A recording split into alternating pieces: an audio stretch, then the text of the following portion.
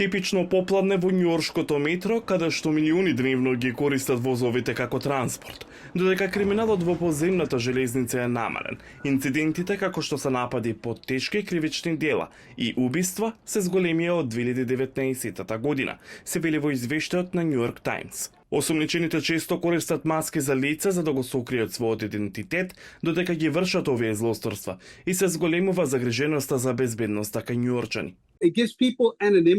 Така тие се анонимни, а таа анонимност ја зголемува нивната храброст да ги извршат овие злосторства.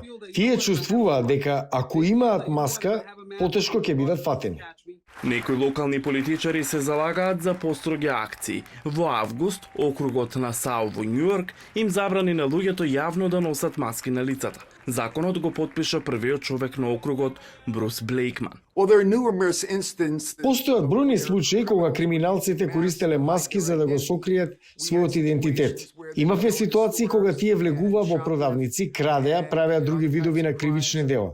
Имаме исклучоци за здравствена потреба или религиозно барање, но освен тоа, нема добра причина да се носи маска на јавно место.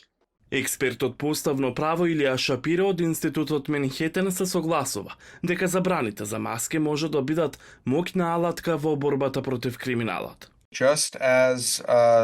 Како што законите против маскирање беа алатка против Ку Клукс Клан, тие може да бидат алатка против современите терористи и криминалци, без разлика дали се работи за антифашистичко движење, дали некои од десничарските паравоени служби ги покриваат нивните лица, или дали тоа се само секојдневни криминалци и уграбувачи.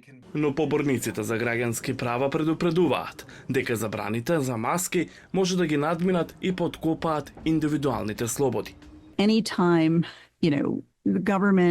Секогаш владата диктира што може, а што не може да прави човек на јавен простор и го криминализира начинот на носење облека. Така се создаваат проблеми со уставот и тоа покренува голем број грижи за несоодветно пречекорување на владата во животите на луѓето. Во меѓувреме, њујорчани се поделени околу тоа дали забраната за маски треба да се прошири низ целиот систем на метрото во градот. Некои тврдат дека е неопходно да се запрат криминалците, додека други се плашат дека тоа оди чекор подалеку. Мислам дека не треба да има забрана за маски. Луѓето се тие кои одлучуваат што сакаат да прават. Освен ако немате медицинска причина да носите маска, воопшто не треба да ја носите. Има луѓе кои ги користат за да извршат злосторства, да го сокријат својот идентитет, а тоа всушност предизвикува хаос во градот.